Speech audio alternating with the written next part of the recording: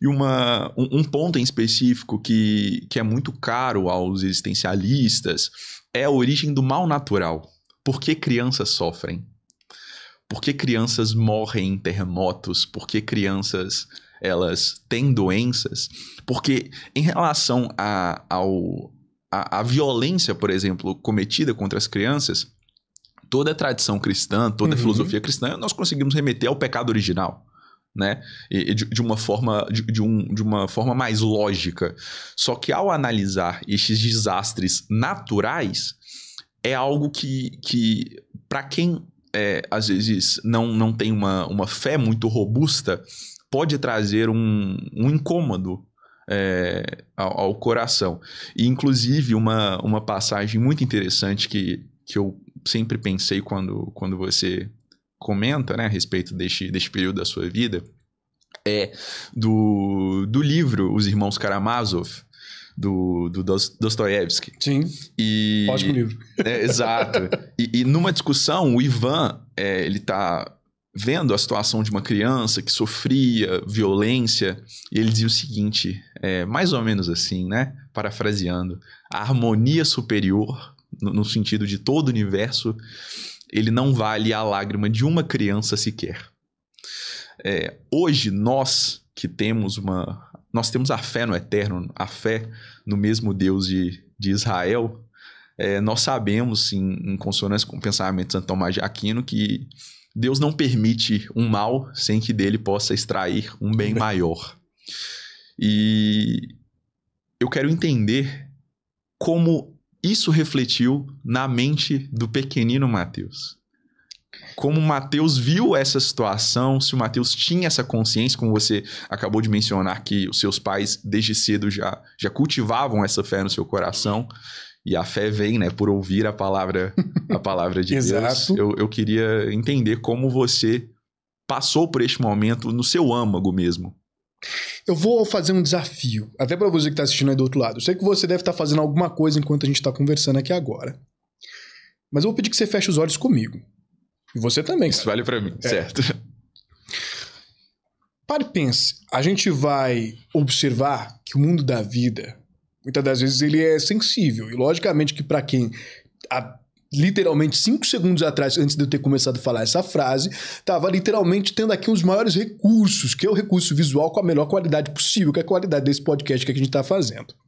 Mas, olha só, a partir desse momento, a gente começa a deixar de ver um tanto de informação bacana, né? Informação de cores, informação de imagens, informação inclusive de forma das coisas. Mas eu não sei se você conseguiu reparar agora, até você que está aí do outro lado, que a partir desse momento, a gente começa a ter uma concentração em outros sentidos que são diversos. Nesse momento, Caleb, quando você pergunta o que tinha na cabeça do pequeno Mateus sobre esse mal que estava acontecendo, e eu vou te dizer que como a vida de qualquer pessoa que inclusive agora está podendo ter a experiência de ter olhos fechados, e muitos perguntam o que um cego vê? O cego não vê nada. Ele não vê preto, ele não vê branco, ele não vê cor, ele não vê luz, ele não vê nada. E no fim de contas, isso é um pouco desesperador para quem acabou de perder a visão.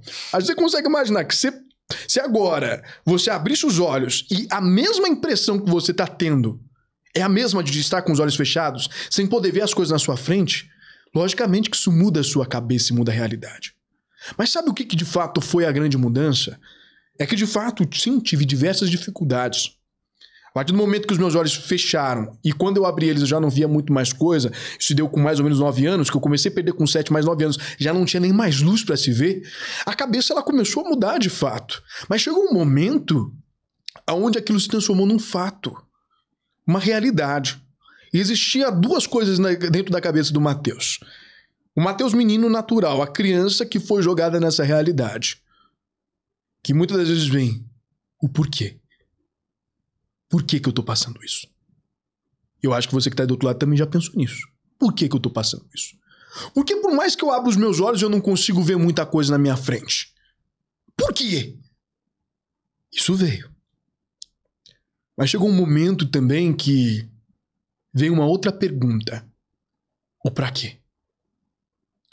Caleb, eu nunca tinha tido a noção na minha vida de que quando eu fosse levado para lugares para, por exemplo, cantar, Porque desde criança, filho de pastor faz 3 coisas. Ou ele canta e canta mal, ou ele prega mal, ou ele faz qualquer outra coisa e faz muito mal. E eu lembro claramente que meu pai tinha uma filosofia. Eu comecei a aprender violão quando eu fiquei cego, aprendi meio que sozinho. Meu pai falava, continua tocando, mesmo que não esteja se encaixando na música. E foi nessas indas e vindas que até mesmo do acorde mais desafinado, ou da visão que faltava, que uma coisa ficou muito clara, Caleb. E pra você que tá aí do outro lado da minha visionária, muito clara. Que é o seguinte, mesmo que a visão me falte, existem pessoas que estão esperando pra ouvir isso. Muitas vezes pela falta da visão que eu tive, pela bengala que foi colocada na minha mão, pelo braille que eu tive que aprender com 3 meses pra voltar a ser alfabetizado, pela necessidade, inclusive, de estudar tudo de novo, buscando uma nova realidade, tendo que literalmente aprender a fazer tudo de novo.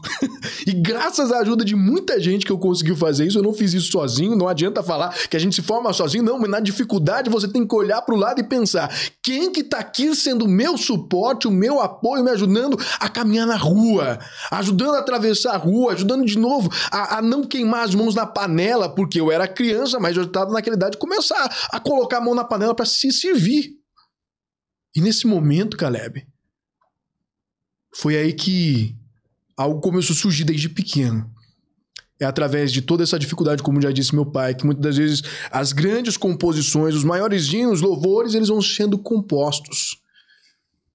E por mais que a gente abra os olhos e não consiga ver o que está à nossa volta, o quanto que essa mensagem, que a nossa vida, ela transforma a vida de outras pessoas. Isso me sucedeu quando eu tinha 9 para 10 anos de idade. Isso não é só sobre mim.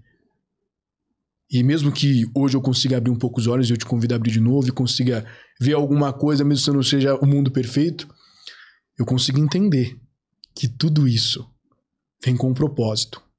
Existe uma mensagem que precisa ser levada. E a nossa vida, por mais que ela seja difícil, ela é um grande testemunho das coisas que Deus pode e que Deus faz para fazer a fé das pessoas e a esperança ressurgir.